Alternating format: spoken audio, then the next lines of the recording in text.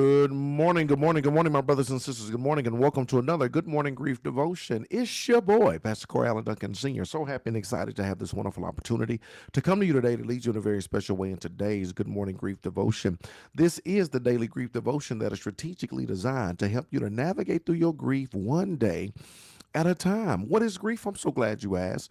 Grief, my brothers and sisters, it is the natural, normal, and necessary response to loss, change, and transition that results in the expressions of feelings and emotions.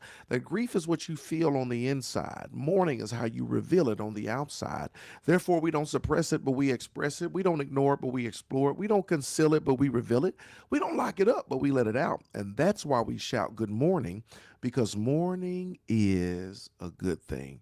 And I'm so glad that you are with us on today as we lead you in a very special way in today's Good Morning Grief Devotion. Today, my brothers and sisters, is day 245, and we're going to talk about I'm a student of life. I am a student of life. Matter of fact, go ahead and write it in the chat one time for the one time. If you are indeed able, I am a student of life. That's right. I know you thought that you were done with school when you graduated from high school and you turned that tassel. You thought it was over. Nah, not quite. You are a student of life. Let's talk about it, y'all. One of the main things I'm learning from my grief is that I still have a lot to learn. I still have a lot to learn. One thing that I'm learning from my grief is that I still have a lot to learn. Y'all, there's still so much more for me to learn.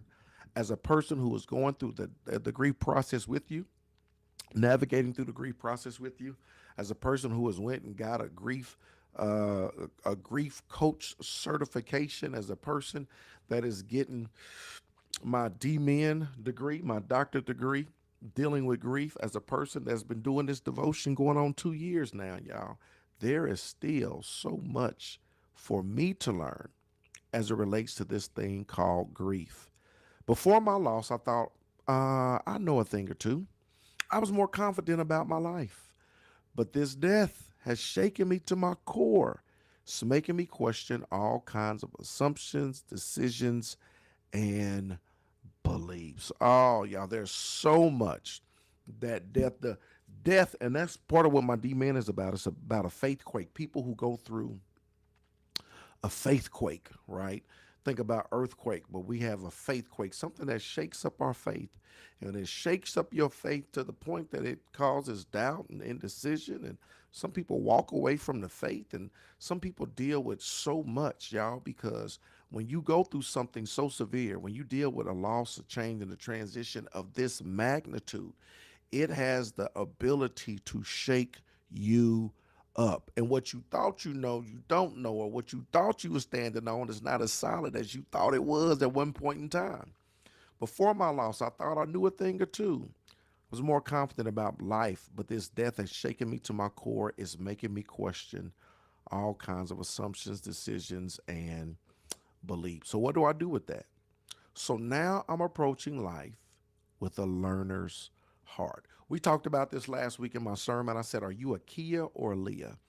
Are you a KIA or a LIA? Are you somebody that knows it all? Or are you somebody that's trying to learn it all?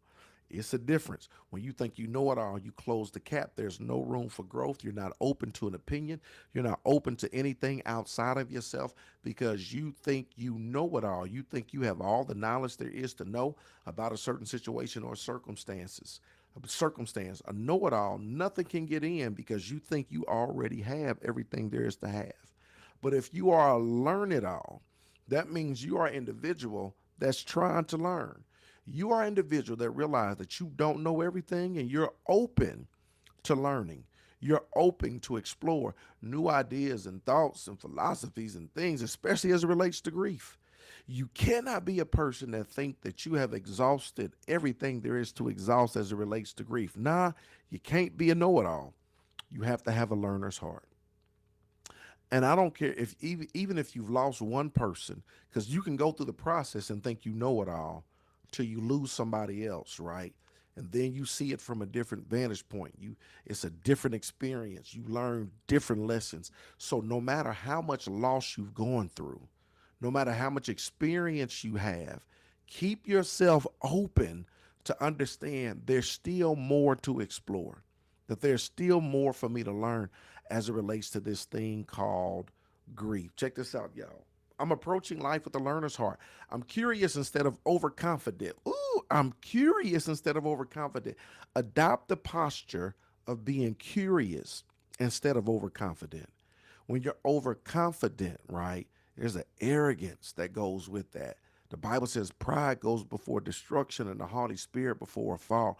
When you're overconfident, there's an arrogance. There's no humility. When you're curious, there's a humility. Posture yourself to be curious instead of overconfident. I'm open instead of closed. I'm flexible instead of fixed. This is so important. I'm curious instead of confident. I'm open instead of closed, right? I'm flexible, pliable instead of fixed. This is how you adopt the posture of a learner's heart. There is still so much for you to learn. Even as a pastor, y'all, I just celebrated 20, was it 26 years? I think 26 years of ministry. 26 years of ministry, 9 years of pastoring coming up in October. People still ask me questions now. I'll be like, yeah, I don't know. I can get back with you. Haven't explored that. Let me go research that. Let me look deeper. I don't know if there's assumption that we're supposed to know everything, and that's not the case. I have a learner's heart. I am open instead of closed. I am flexible instead of fixed. I am curious, right? Instead of, what was it? I'm curious instead of overconfident. And that's the posture you have to adopt as you navigate through this season of grief. Be a learner. Be a learner. Be a learner. And this is the beautiful thing about learning. Learners can turn into teachers because there's somebody who has not yet gone through what you've gone through, but they will. And when you get on the other side of your healing, you'll be at a place where you can share your experience. You can share your testimony. You can share what you've been through, which will be helpful and beneficial to somebody else. Here's the final thought, y'all. Every day I experience and I learn. Every day I experience and I learn. This is why it's so important for you to journal if possible, because every day you're going to experience something and every day you're going to learn. And if you were to keep a record of what you're experiencing and what you're learning, you would be so much stronger, wiser, and better. You would be in a position to where you can continue to learn for the rest of your life and help teach others as well. So today is day 245. Thank y'all so very much for joining us. I'm a student of life. Continue to be a student of life. Continue to navigate through your grief one day at a time.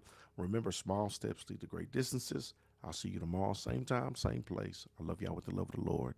Let's go.